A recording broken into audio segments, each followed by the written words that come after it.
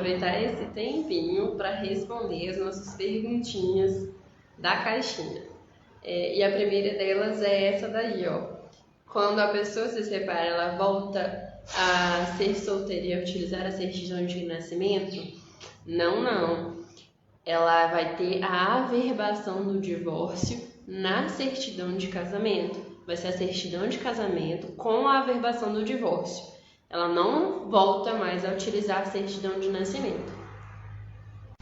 O contrato de doação com a cláusula de usufruto nada mais é do que um contrato onde a pessoa vai doar um bem para outra pessoa, mas vai reservar o usufruto para ela até o seu falecimento ou até um determinado momento. O que é esse usufruto? É o uso e gozo do imóvel até que sobrevenha o tempo estabelecido ou a morte da pessoa. Então, por exemplo, eu dou para uma irmã minha um imóvel que é meu, mas eu vou continuar na posse daquele imóvel, no uso daquele imóvel até o meu falecimento, que demora bastante tempo, ou até um determinado prazo estabelecido por nós. Depois daquele prazo eu vou desocupar o imóvel e vou entregar o imóvel para ela. Isso é uma doação com usufruto.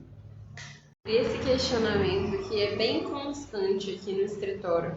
E assim, para eu te orientar o que é necessário para regularizar o imóvel, eu preciso saber a situação do seu imóvel, eu preciso analisar a matrícula, eu preciso analisar a documentação que você tem, eu preciso analisar os fatos em geral, para daí eu te apontar os caminhos para a gente regularizar esse imóvel da forma mais eficaz e da forma mais econômica possível para você, porque a maioria das pessoas tem na sua cabeça algo intrínseco de que vai sempre resolver por uso capião, mas muitas vezes você consegue fazer uma adjudicação compulsória, que agora pode ser feita de forma extrajudicial.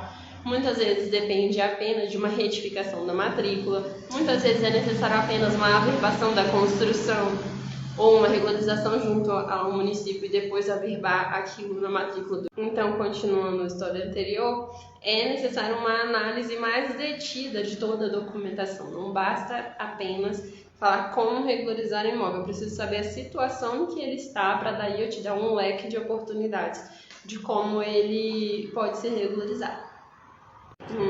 Tô vendo que tem perguntinhas bem assíduas aqui. Olha essa, tem como separar sem ter que ir na justiça? Tem sim, é possível. Se você não tiver filho menor de idade, se for um divórcio consensual, se tiver o consenso, o acordo entre os cônjuges acerca do divórcio, é possível fazer um divórcio extrajudicial. É mais rápido, mais célere e mais econômico também. Olha, sobre essa perguntinha, não recomendo. Não recomendo porque cada contrato tem a sua peculiaridade. Tem as hipóteses do caso, tem os fatos, tem as questões que são elaboradas junto com as partes, a forma de pagamento, as características do imóvel. Então, o ideal é que seja feito com a orientação de um profissional habilitado no assunto, um profissional especialista naquele assunto, para que você não tenha problemas depois. Porque caro não é regularizar um imóvel, caro não é fazer um contrato de compra e venda do imóvel. Caro é você ter prejuízo com a compra daquele imóvel por conta de ausência de informação. O contrato é um documento essencial e indispensável a toda negociação, seja ela obrigação locatícia, relação de compra e venda, prestação de serviço. Então, sem sombra de dúvidas, ter um contrato te assegura de várias obrigações suas e da parte contrária. Então, permite que você fixe datas de pagamento, multas pela hipótese de descumprimento contratual, período de duração do contrato, as benfeitorias a serem realizadas no caso de imóvel de locação, por exemplo, a possibilidade, inclusive, de despejo na falta de pagamento. Então, sem sombra de dúvidas, os benefícios são inúmeros. Meu conselho como advogado, faça contratos.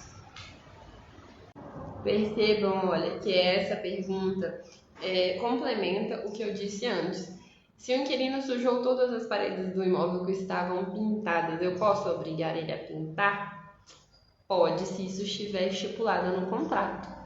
Se você tiver estipulado no contrato que quando o inquilino deixar o imóvel, ele tem que deixar da forma como ele pegou quando for entregue as chaves, então sim, você tem como obrigar ele a pintar a casa ou então fazer a pintura e pedir o reembolso para ele. Mas se você não tiver contrato, tudo fica mais difícil. Tudo fica mais difícil porque você vai ter que comprovar que houve essa especificação de obrigação quando da locação. Isso com prova testemunhal, com prova documental, áudio se tiver, mas até esse processo chegar ao fim, demora, então é melhor ter um contrato. A situação do inventário sempre é um tanto quanto complexa.